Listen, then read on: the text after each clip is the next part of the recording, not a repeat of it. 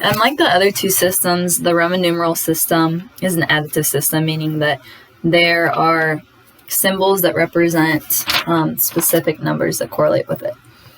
So when we look at our number 2,475, we look over here and try and see which number is the biggest that can fit into our number and how many of those.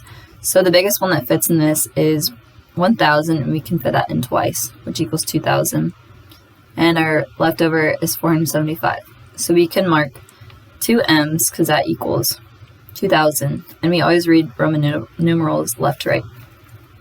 So then with our remainder, we look and we can't fit 500 in. It's too big. Our next one is 100. So we can fit 104 times, which equals 400. And we're left with 75. The trick with Roman numerals is you can't have 4 of the same letter in a row. So to avoid that, we have to take the amount underneath it that's greater and subtract our number from it. So we would represent this as, we would write C, which equals 100, and then D after it, which represents 500 minus 100. So that by writing C before this, it shows that that's subtraction. So that would represent 400.